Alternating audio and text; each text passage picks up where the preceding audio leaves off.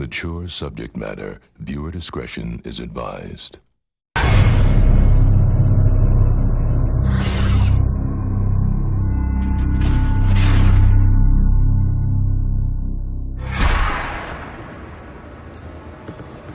It's 3 p.m. in Phoenix, Arizona. New inmates are entering the Maricopa County jail system, one of the largest and toughest in the country. 10,000 inmates are packed into 6 separate jails spread out across the city, and more arrive every day. In Phoenix, there are more inmates than jail cells. To deal with the overflow, Sheriff Joe Arpaio created Tent City. I will always have room. I will go to my grave. Before I let these guys out early, I'll put more tents up from here to Mexico if I have to. So that sends a message. The sheriff will make room no matter what. Located in the desert near downtown Phoenix, Tent City houses 2,000 inmates in canvas tents. Unlike the county's other jails, where offenders spend most of their time locked in cramped cells, inmates here get plenty of time outdoors. But that's where the advantages end. Temperatures inside the tents can reach 140 degrees in summer. To keep costs down, inmates are deprived of extras like sugar, salt, pepper, and coffee. Tobacco is strictly forbidden. And with no bars to control a volatile mix of inmates, officers maintain order with military-like discipline and force. All right, gentlemen, listen up. This is a strict disciplinary environment. There is no arguing. There is no disrespect toward staff members when you're here. You will address everybody here as ma'am, sir, or officer. Does everybody understand? Yes, sir. Yes, sir. All right. In this tense environment, hostility between prisoners and guards simmers and sometimes boils over. So what's your situation here? I just wondering why we on the fence, man. Because you're getting searched. That's part of being in jail. In the last decade, scores of inmates and guards in the Maricopa County jails have been injured in violent clashes. 4 inmates have died, raising concerns in the Phoenix community and across the country. Inmates in Tent City have been convicted of crimes ranging from drug possession to assault. They usually serve a maximum sentence of 1 year if they stay out of trouble.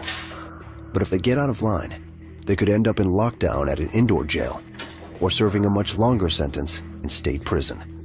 It's 19-year-old Ryan Merlina's first day here. All right, gentlemen, listen up. When Officer Dewar calls your name, grab your property and step forward. Merlina. I don't know what I would really compare it to. There's no comparison. It's pretty crappy here. I think this is a pretty hard time right here. He's been convicted of forgery, burglary, and most recently, possession of methamphetamine. A meth user since age 12, Merlina spent his teen years in and out of juvenile detention. This is his first time in the adult system. In exchange for pleading guilty, the court offered Merlina a deal. If he behaves himself, he'll serve just 6 months at Tent City. But if he messes up, he'll get 12 years in state prison. You were not expecting this when you came to jail, huh?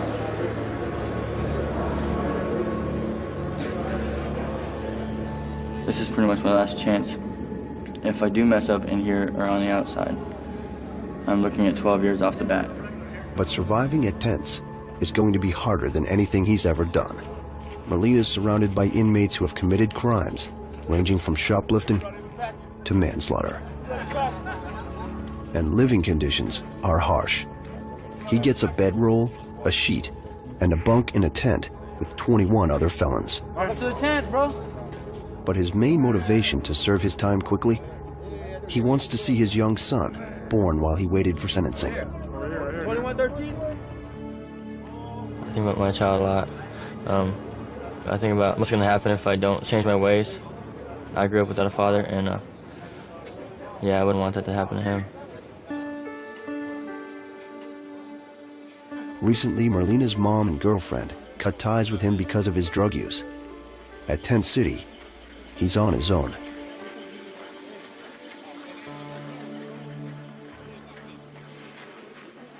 I've been in and out of jail since I was real young, and my mom's been there for me. And now that I'm in jail this time, she's not there for me, and it's a lot different. knowing that if I do get in trouble again, she's not going to be there. And those closest to Merlina now may not have his best interests at heart. Tent City is filled with career criminals looking to drag newcomers like him into the contraband trade. It's the major source of friction between guards and inmates. There's a booming black market in tobacco and other legal luxuries here, smuggled in from the outside or thrown over the barbed wire fence. And once contraband's here, the open tents make trade easy and the work of officers hard. Imagine being a cop in a small town where 100% of the population are criminals. Sergeant Mendoza is a 10-year veteran of the Phoenix jails, including 2 years at Tent City. Like his fellow officers, he enforces zero tolerance for rule breakers. Sir, you need to get your shirt on before you step out of your tent. Mendoza is on the front lines in the battle to keep contraband out of the tents. But he faces a constant challenge to his authority: the racial groups that dominate Tent City. Unfortunately, everything out here is organized by race. When a new inmate comes into our system, they'll be approached by someone from their race who will explain to them what the rules and expectations are out here. Rule number 1, stick to your own race. Each group has its own seating area and name. African Americans are called kinfolk. Mexicans, paisas. Mexican Americans, Chicanos. Native Americans, chiefs. And the whites are called the Woods. The groups claim they exist to provide protection. Officers say their purpose is controlling inmates and contraband. Oftentimes, the heads of the races are involved in some of the criminal activity and the contraband smuggling that goes on out here. Unfortunately, as soon as we remove a head from the yard, they're replaced by somebody else right away. So we're constantly trying to find out who they are. They're constantly trying to hide their identity from us, and it's a game that just goes on and on and on forever. For new inmates like Merlina, there may be safety in numbers, but sometimes it's not a rival group inmates have to worry about. It's their own. For inmates who break the rules of their race, punishment is swift and painful.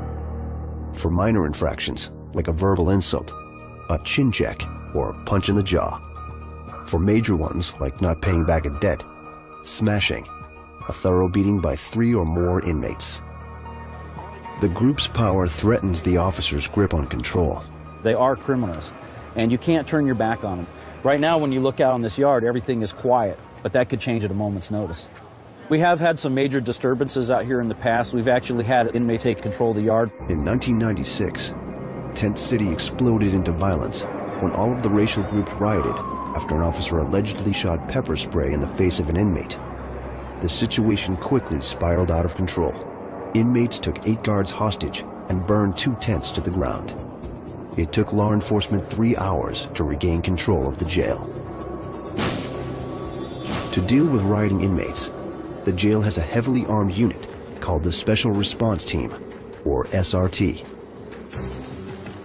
Sergeant Irby is in charge of one of 4 SRT squads that make daily raids throughout the jail system.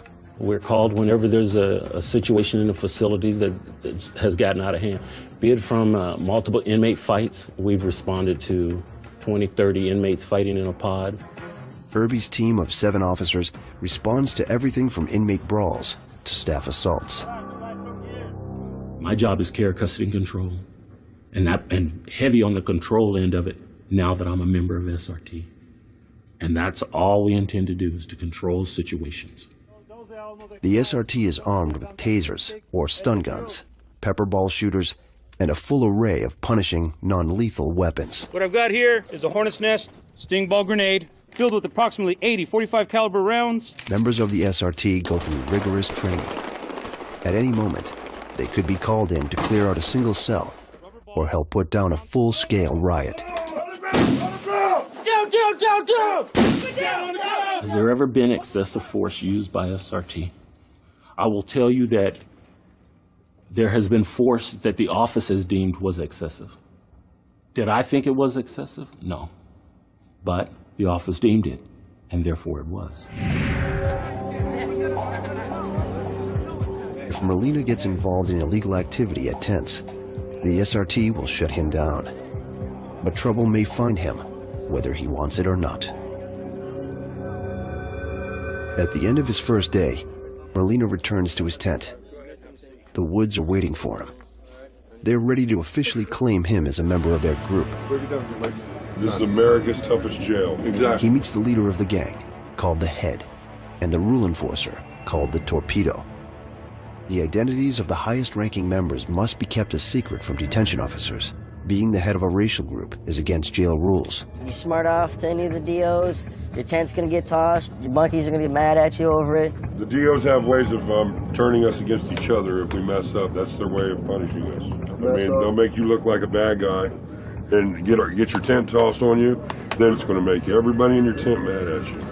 So just don't do anything to disrespect any of your fellow inmates in your tent. Merlino is learning the unwritten rules of Tent City. If he disregards them, his group can turn on him in an instant. You're not a kid, you're an adult. You know what to do, what not to do. You got a nice haircut too, I like that. Merlino must master two conflicting sets of rules. The rules of his fellow inmates and those of the officers. If Merlino can't maintain this dangerous balancing act, the consequences could be devastating.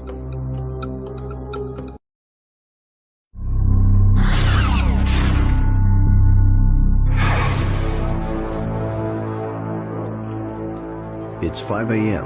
at Tent City in Phoenix, Arizona. House crew, ride and shine. Get to the east gate. An officer wakes up first-time offender Ryan Merlina and hustles him out of the tent. Off to work. You're the only one in here. Yeah. All inmates at tents have jobs, and Merlina starts his today. Who? 2113. You're going with that, gentlemen. He'll be serving food to inmates at the nearby Towers Jail, just across the parking lot from Tent City. This job has challenges and temptations that could land Merlina in lockdown.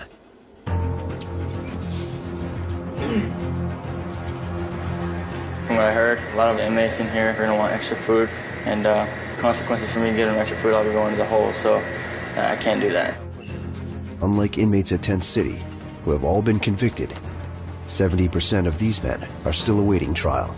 But Towers Jail offers even less freedom than Tent City.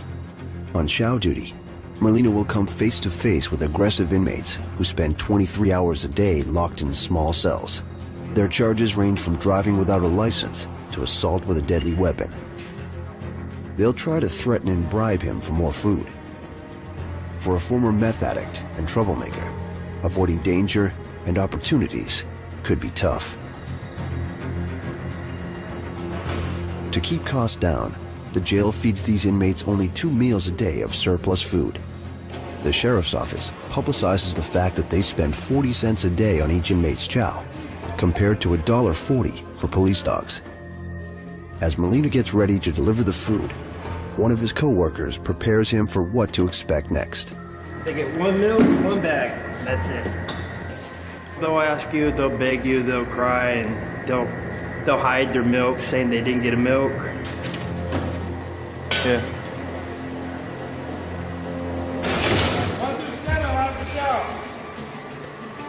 Merlina steels himself. To keep things in order, inmates line up at the pod door, single file.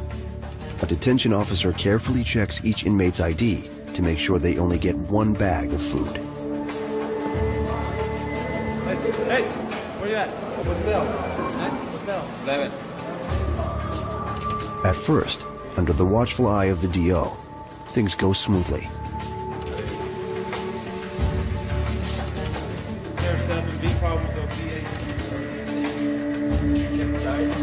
But as soon as the officer's back is turned, one inmate sees his chance. Hey, give me an extra limo bag.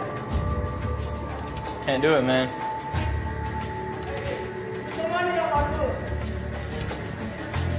Can't do it, dog.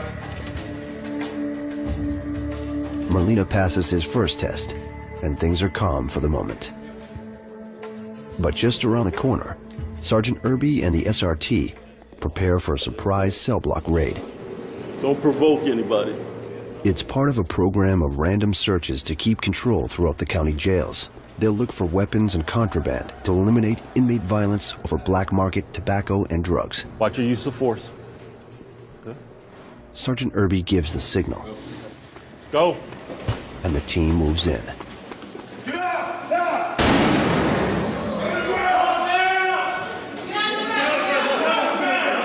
An officer fires a bore thunder shot from his 12-gauge shotgun.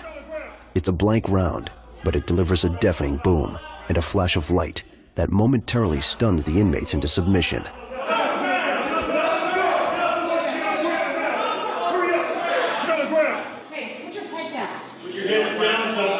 Put your hands on your head. Send him down. Send him out. Come right out. SRT uses the element of surprise for the simple reason that we need to catch them off guard. We used that bore thunder to get their attention. Everybody went to the floor and we controlled the situation. Many inmates think the force is excessive, but to Sergeant Irby and his officers, they're a population that needs to be controlled. There's no talking. SRT is zero tolerance. We're not going to put up with a bunch of talking, a bunch of moving around. We control the situation, and if we can't control the situation, then we'll shut it down. We control it. You move when I tell you to move. You talk to me when I want you to talk to me. You understand what I'm saying? Separate your feet. With the inmates stripped down and under control, the SRT fans out to search each inmate and each cell for any banned items. They'll hunt for tobacco, drugs, and the equipment needed to smoke it. We found where they actually had little glass pipes stuck in stuff like this. First glance, it's straight see-through, you don't even notice it. So sometimes it's good to put it up to the light. Officer Spaulding has served with Sergeant Irby for 1.5 years. You know, zero tolerance. Sergeant Irby tells us zero tolerance. And that's exactly what we do. Every corner and every object in the cell needs to be carefully checked. Even items that seem fairly innocent, like a plastic bottle, can become a dangerous weapon if it falls into the wrong hands. So sometimes what they like to do is they take the cleaner and douse an officer with it, especially if it's bleach. So anything that is not in its original container is going to be considered contraband. Inmates are constantly finding new ways to make weapons. But what they'll do is they'll take that razor blade and they'll place it in between, and then they'll tighten this up with rubber bands, and they'll use it as a shank. Slice somebody open with it when they least expect it. One of the items found today is a bottle of homemade alcohol, or hooch, which inmates can make out of fermented fruit, bread, and smuggled in sugar. Inmates take anything they can that's sweet and put it with bread, and then through the stages of fruit, it ferments, and then it turns into an alcohol. They make an alcohol out of it. But the few guys that I know that have ever drank it have told me it'll make you sick if you drink too much of it. For Irby and his squad, the hooch confirms that the contraband trade is still thriving. As long as inmates continue to deal in contraband, the potential for violence exists. And that means the SRT will need to keep the pressure on.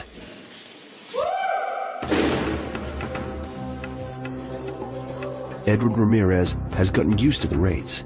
This is his 4th stint in county jail, for crimes ranging from petty theft to assaulting his estranged wife's boyfriend. Now he's near the end of a 4-month sentence for violating parole. I've been in and out of the system. I've been in here from cases of aggravated assault, theft of means of transportation, forgery, to selling drugs, carrying concealed weapons. You know, I lived on the streets, and when you live on the streets, there's a lot of things that you do to survive. Like Merlina, Ramirez started out at Tent City. He got kicked out for being the head of a racial group. Now he's on lockdown at Towers Jail. That means sharing this 8-by-10-foot cell with 2 other inmates for 23 hours a day. Well, this is lockdown. We have 3 inmates in here. Here's our toilet, and in our same room we eat, and the 3 of us also sleep here. It's difficult. You get a lot of mood swings with your cellmates, even though if you guys do get along, because you're just irritated being locked down, cramped in this small little area. Ramirez, a father of 4, says he'd just about given up hope on a future outside of jail. Then he received a letter from his 11-year-old daughter. Hi, Daddy, I miss you so much. I get sad sometimes, but I know that I have to be strong for the babies, so I cry in my room at night. How long do you have to stay in the hole? You will always be in my heart forever and ever. Hope you get out soon. But there's only one way out of lockdown. The chain gang. Inmates on the chain gang work long hours outside in the desert heat, doing jobs like cleaning up roadside trash and digging graves. Many inmates can't take the heat and quit. The jail calls it a last chance program. The inmates call it hell. But the ones who can make it for 30 days on the chain gang can earn a transfer out of lockdown at Towers Jail to Tent City. With just 4 weeks left on his sentence, Ramirez says his only reason to join is to show he can be a better man. There's just a lot of responsibility that's required being on the chain gang. We gotta be up early, have our beds made, we gotta pick up trash, serve chow to all the other inmates in this facility. But following rules has been hard for Ramirez in the past. And if he disobeys orders on the chain gang, it could add years to his sentence.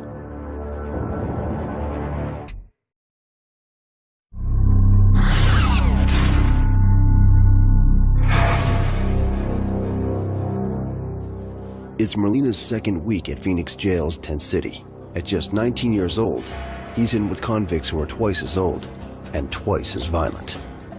Fights break out routinely, mostly over contraband, like cigarettes. If Merlina plans on being free in 6 months, he'll need to steer clear of the contraband trade. The strategy is pretty much just to lay low and keep to myself. I mean, there's a few people that I talk to, but pretty much not get in debt with anybody and just get through my time as quick as possible. But it won't be easy. He now spends all of his time with the white racial group called the Woods.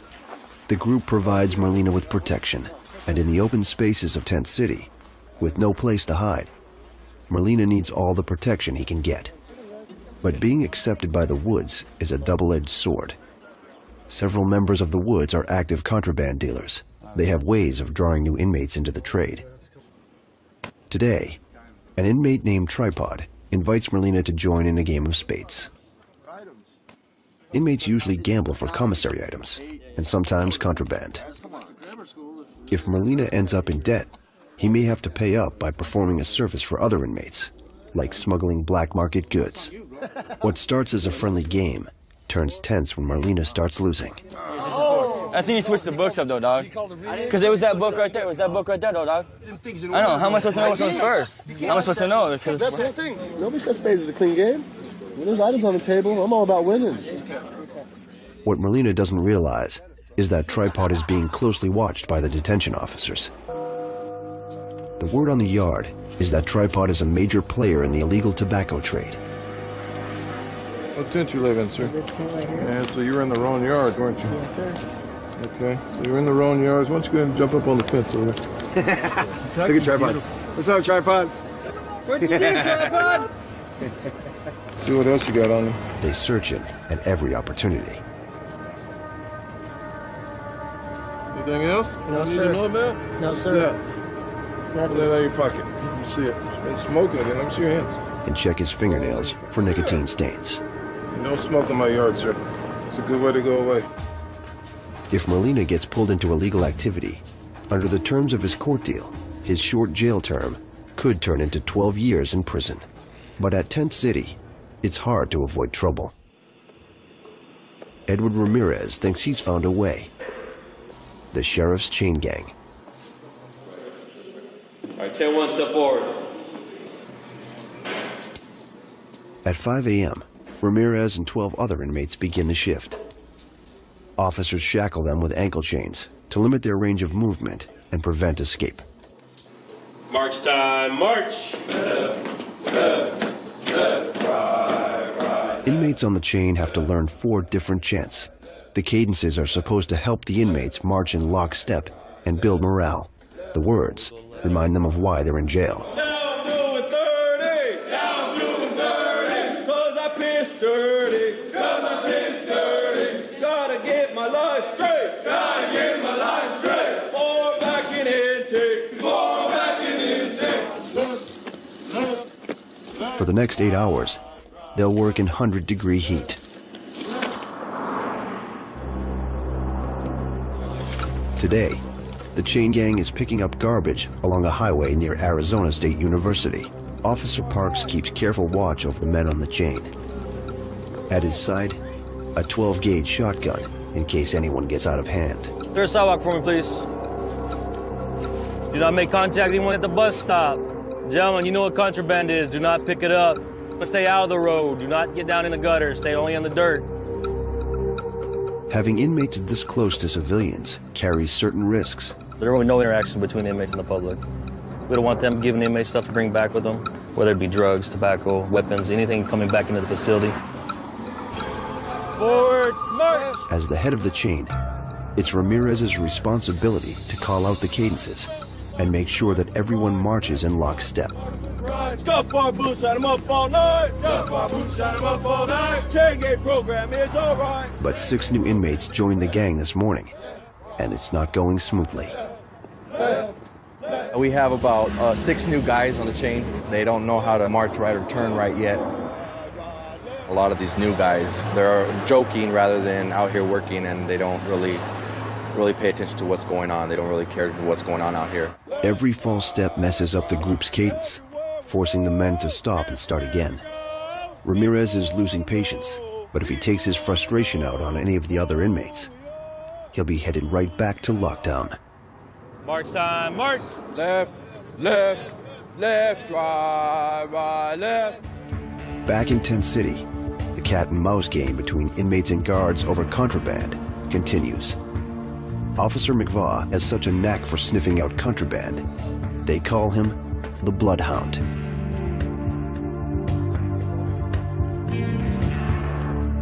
Today he is training a new officer, Cox. He takes the rookie with him on his daily rounds. Suddenly, McVaugh smells smoke coming from one of the tents. He ducks inside and confronts the inmates. Everybody outside, grab fence, let's go. Basically, inmates were smoking in a tent. They all decided to scatter. Some, they want to run another tent, so we're going to start with one tent and continue through until we find what we're looking for. The officers raid the tents. They'll confiscate any illegal property they find. The DOs find nothing in the first 2 tents they search. But Officer McVaugh is not done yet, and Marlena's tent is next.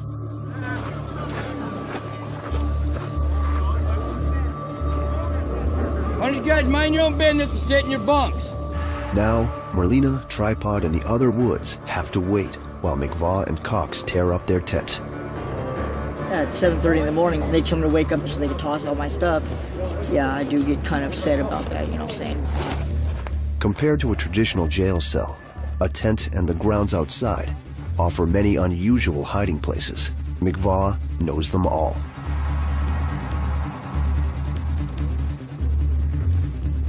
Contraband can be hidden under rocks, stashed in tent folds, or wedged behind support poles. McVaugh sends Cox up high to check the top of the tent frame. Check the lights.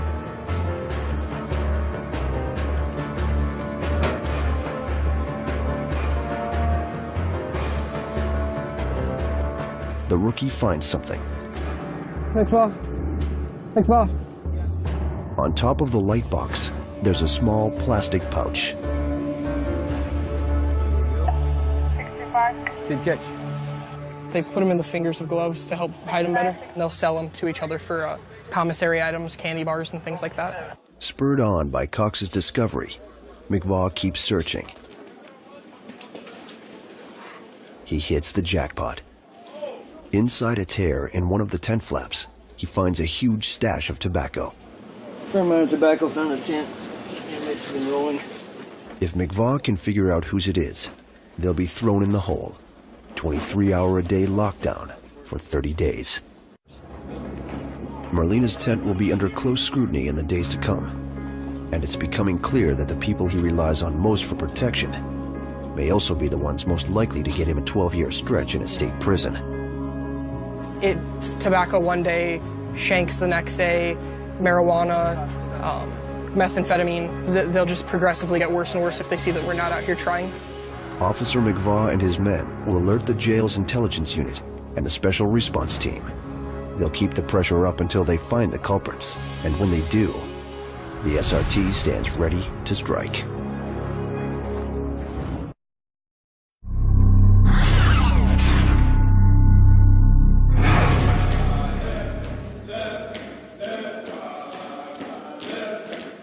Edward Ramirez has been on the Phoenix Jail's chain gang for 3 weeks. Where we we march with pride. When we march with pride. Stuff our boots, shine them up all night. The work and the conditions have been tough. But today's task will be harder than he ever could have imagined. Today, the chain gang has to bury bodies at an indigent burial ground at the edge of the desert. Well, we're out here burying the indigent, which means that we're here as their family. These people have no families, or they're homeless, so we're their family today. The inmates unload the coffins from a transport van and take them to the graves.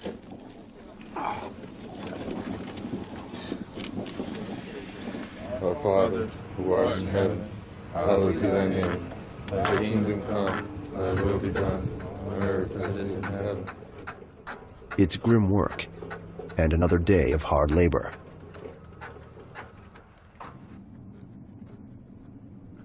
The next burial catches Ramirez off guard. The deceased is a baby, abandoned by its parents. This burial is a child, 3 months old, and he was born 3/23/07. Let us pause for a moment and pray for all children of the world. If some of you have children, remember them.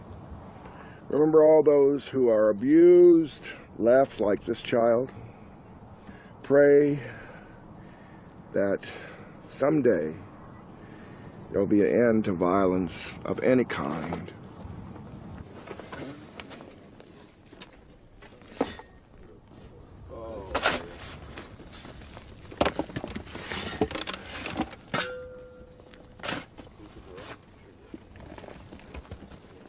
Amazing grace, how sweet the sound that saved a wretch like me. It kind of touched us all, having to bury a child this morning. So it was pretty difficult, pretty emotional for that. I have 4 small children, ranging from 11 to 4 years old, so yeah, it hit me personally.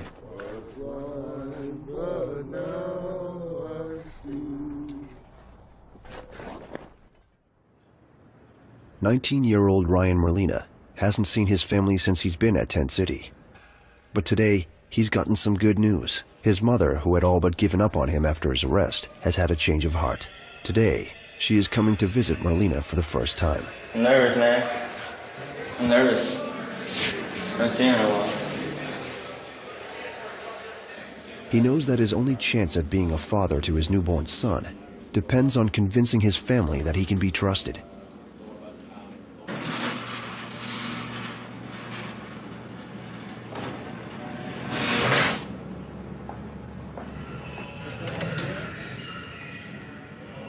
Hey, you look good. You look healthier than I've seen you in a long time. I love you. How you doing? Better than you, apparently. Yeah. Sorry. So how's the baby? The baby's great. I brought you lots of pictures, but you're only allowed to keep 5, apparently. So you can pick the 5 you want to keep. These are the first pictures Merlina has seen of his 2-month-old son. He's a redhead. He's cute. He's adorable. He's got Liz's dad's nose. Lizzie? He's so cute. He is cute. He's almost as cute as you were. The pictures are a vivid reminder to Merlina why he needs to straighten up. His mother helps drive the message home. I don't know if you know this or not, Ryan, but I was doing a lot of stupid things before I got pregnant with you. I stopped doing those things because I had to take care of you. And I really pray that this is the same thing that happens for you, that you just clean up your life and you make it great for this little boy. You're going to be a great dad. And be the dad to him that your dad wasn't to you. I know, I will. Speaking of my dad, have you talked to him or anything? No? I don't even know if he knows you're here. Ryan, I love you, and I'm sorry I didn't protect you better when you were a little kid. and that you went through all the crap you went through, and that you're in this situation now. No, that's not your fault, Mom. I love you.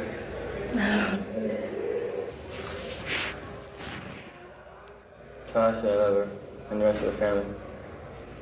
Alright? Tell the rest of the family I love them. I will. And you need to start sending letters. I will. I love you, Mom. Give me a hug. I love you. Give me a kiss. I love you.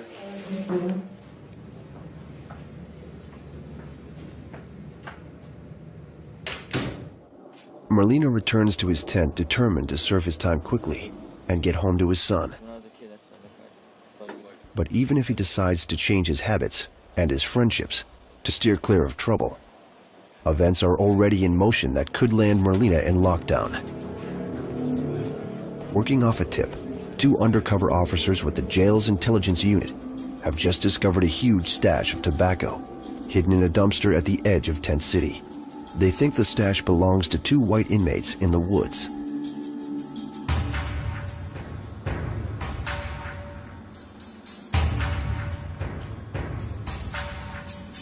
It looks like we have tobacco in this one as well.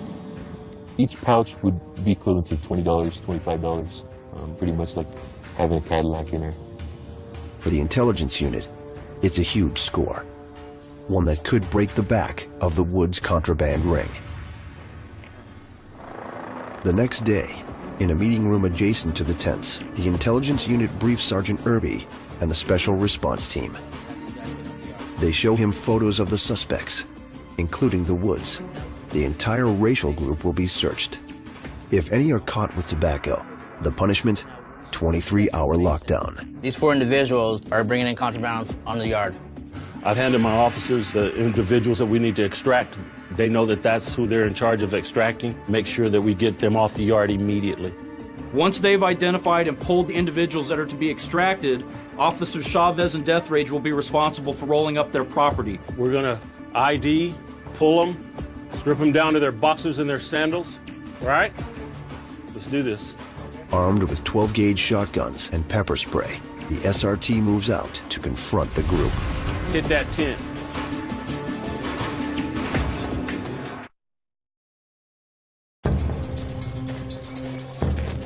It's 3 p.m. Sergeant Irby and the SRT hit the first suspected tent to search for illegal tobacco. Hands on your head right now. Get up. The inmates are caught off guard. The special response team pulls 4 suspects off the yard. Take him to the day room. But they're not done yet. They believe there's tobacco in Merlina's tent, and they're determined to find it. That first tent right there. This is the second time Merlina's tent has been targeted for a search, but it's his first encounter with the full force of an SRT raid. Get up on your bed. Sit up. Get on your bunk. Merlina is forced to strip down and is extracted from the tent. Once outside, he is searched for contraband. Turn around, face me. Open your mouth. Don't hit that. Open your mouth. Soon after, his fellow wood tripod joins him. But he seems to be having trouble following orders. Huh? Why aren't you listening, Dad? He told me to stay like that. Who told you to stay like The that? officer I just talked to. I don't care. Did you not hear what I said? Yes or no? No, I didn't, sir. Okay, your hands belong right here. Unless you're told to do so by me. Do you understand me? Yes, I understand. You copy me? Yeah, that's... Yes, sir, by the way. Yes, sir. You're gonna keep your hands on your head. You're gonna stay in a single file line. You're going to the day room to sit down. All right, go ahead and go. With the tents cleared, the search continues.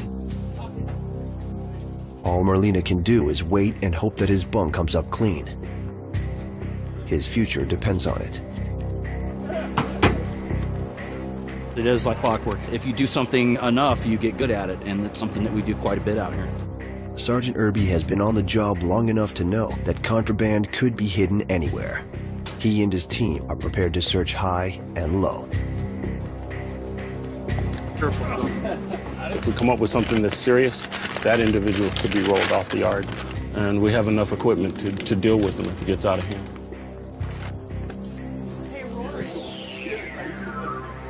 take that pencil and poke it and let it dump on the ground? Yes, ma'am.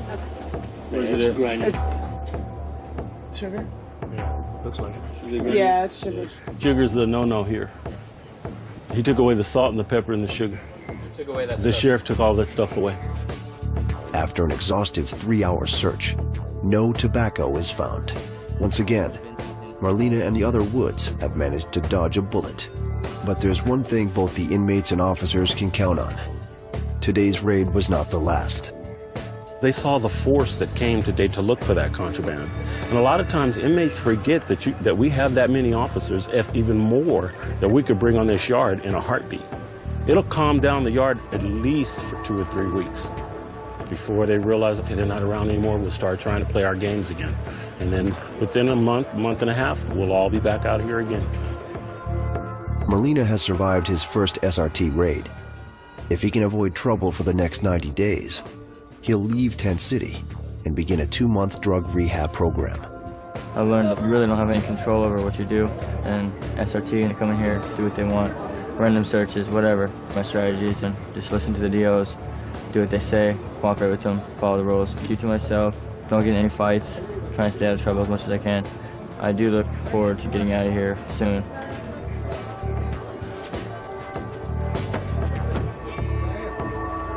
The recent visit from his mother and pictures of his infant son have given him something to hold on to. But for the next 3 months, each day will continue to be a tightrope walk between the expectations of his fellow Woods and the commitment of the sheriff's officers to keep things under control. For Edward Ramirez, the dangers of prison life are over for now. After serving 4 months in jail for violating parole, it's time for his release. Ramirez, step out. Date you're arrested? December 30th, 06. There's little chance of patching things up with his estranged wife. But he's looking forward to seeing his children and making up for lost time. Okay, that door in front of you will open up automatically. When it opens up automatically, walk in it, go straight across to the other door. Listen for the door, you'll hear a click. When you hear a click, push it open, head off to the left, okay? He's told his entire family that he's getting out of jail this morning. He doesn't expect his wife to show up, but he hopes his parents will be waiting for him when he steps outside.